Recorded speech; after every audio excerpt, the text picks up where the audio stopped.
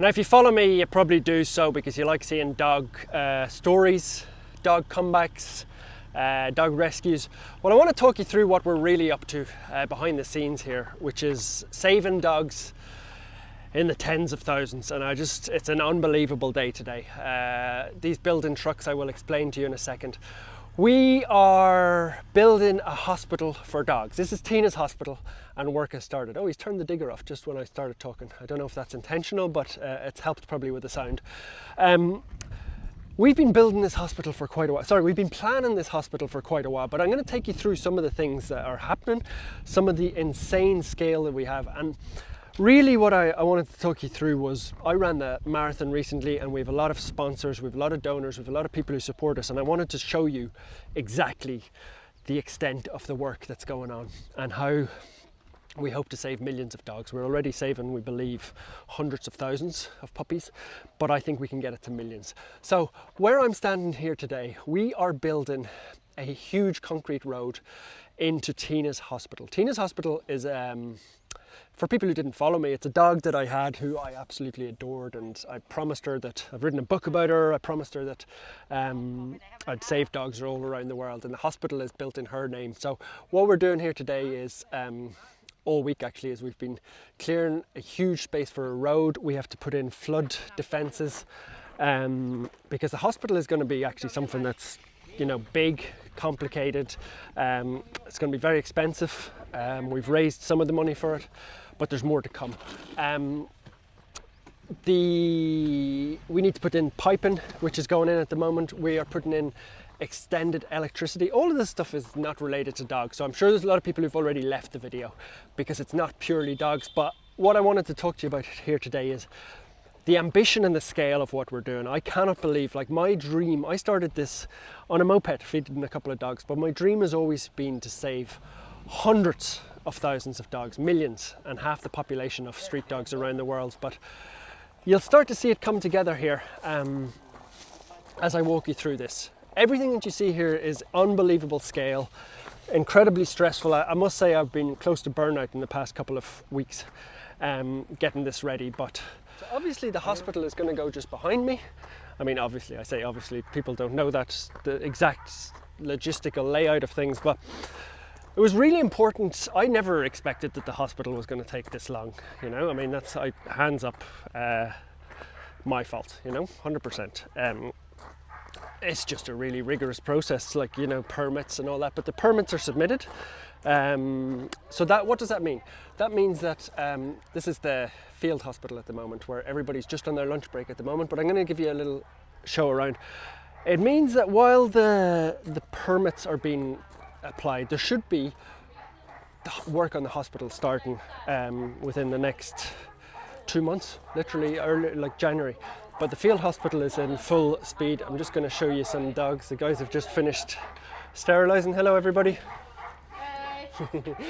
I've got them at they've just finished a crazy morning. I'm going to take you in here. We actually have 6-7 dogs in here already today. So it's really, really important to, these are all dogs who've been getting operations and sterilised on. Lovely Mr. Mudang here, who had really bad skin. You probably remember him from last week. But we've got 7 patients in here today. There's 2 more operations happening from street dogs that are coming in. So it's incredibly busy in the field hospital, which is really, really good. And it's working, but that will eventually transfer into the big hospital. So it's a big, long process, but not just the hospital. The hospital is one thing, but for anybody who followed the marathon, you'll know that we're talking about a mobile clinic. So they've just finished their operations here for the day. I'm going to show you the most exciting thing that's happening next. So it's hard to keep up, I know, but these are our mobile trucks. Now, these mobile trucks is what I ran the marathon for. They are going to an island called Koh Phangan next week. If I open this up very, very gently, because there's actually a boy asleep in here who's had his operation today. I just want to show you very, very gently.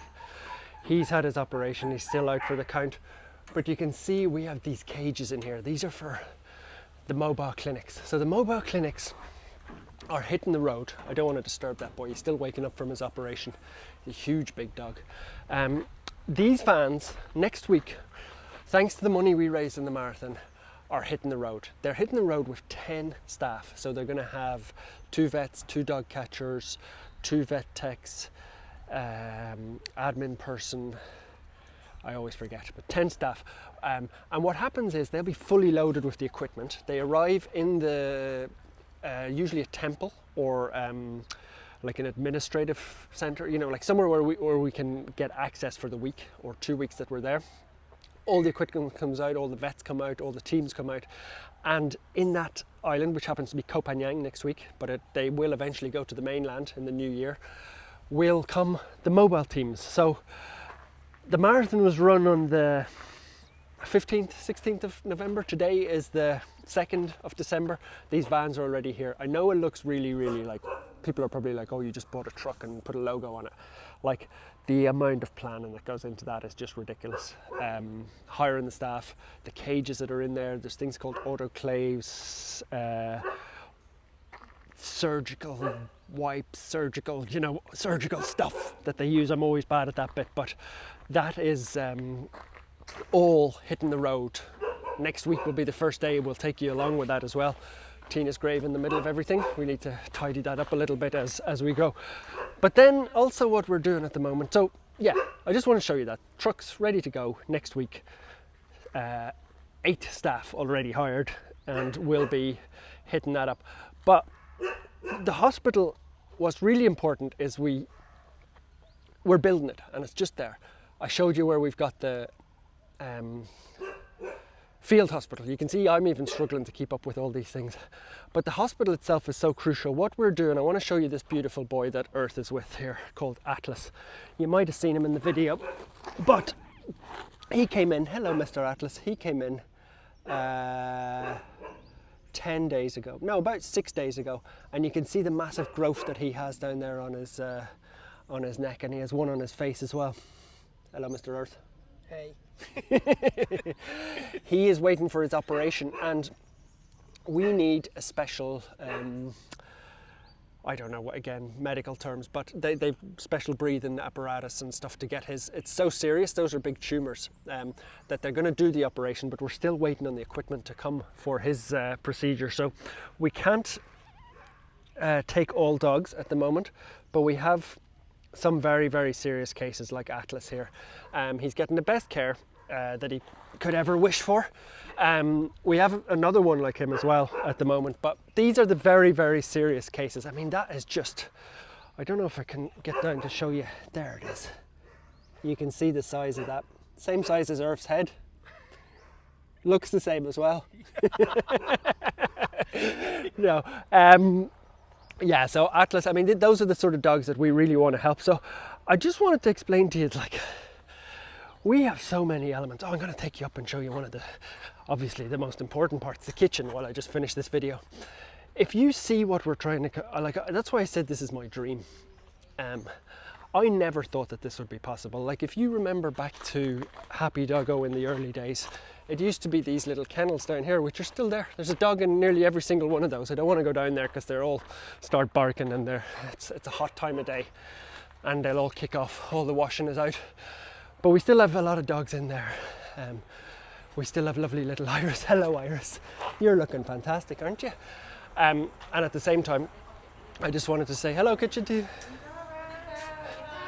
Lunch time in the kitchen, lunch for humans, but that's where 1,250 bits of food are being fed. So look, Tina's hospital down behind me, the roads, electricity, crazy stuff happening down there. Like, really, I know it's quite boring, but it's like electricity transformers, flood protections, concrete roads so as the building trucks can get in, all that sort of stuff.